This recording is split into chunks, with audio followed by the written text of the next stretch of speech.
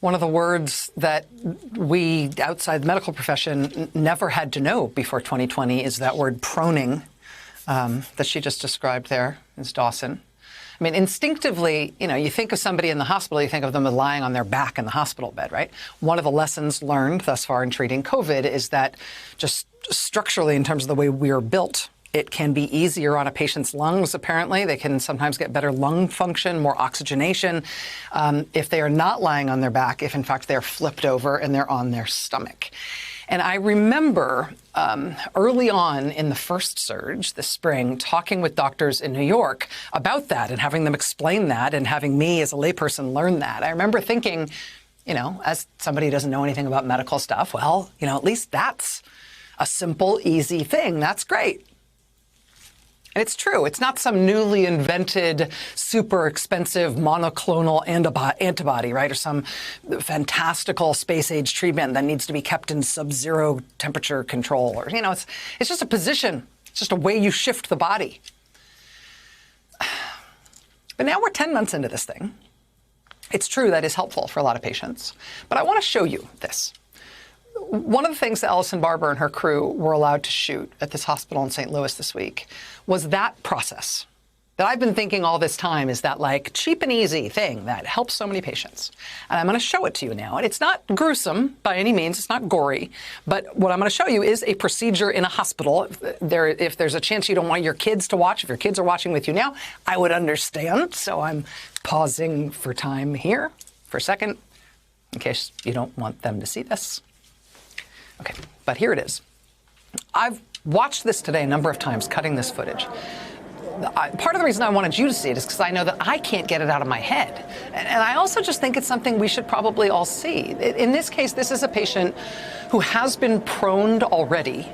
And this team in St. Louis in this ICU, this is a 5-person team in the ICU that's turning the patient again back to what's called the supine position, putting the patient back on the patient's back.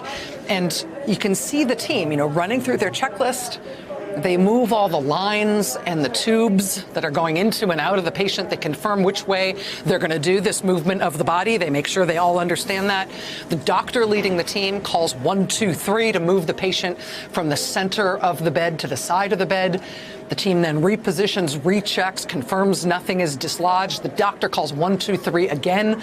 They then move the patient 2/3 of the way through that turn. And then they recheck and retuck everything around the patient, recheck everything, and then it's 1, 2, 3 again to recenter the patient in the bed, having now been supined because the patient was proned before.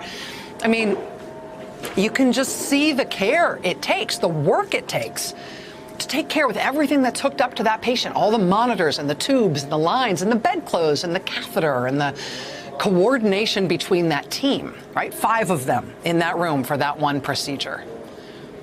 And you can see at one point it's written on the patient's door in black marker the time that this patient was put in the supine position and then the time that they were flipped to prone. They spent hours proned, lying on their stomach.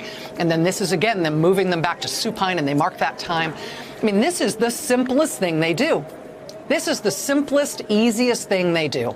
And it takes 5 trained people in the ICU and that much time and that much care. Think about that. This is the bottom of the totem pole in terms of what they do. And you heard the nurse there, Jennifer Dawson, say, we've proned 1 patient in my entire career, but now we're doing it daily, multiple times a day. They're also losing 3 and 4 people. 3 and 4 of their patients are dying per 12-hour shift on a unit that's only 18 beds. I mean, how long can we keep asking the healthcare workers in our frontline hospitals to do this?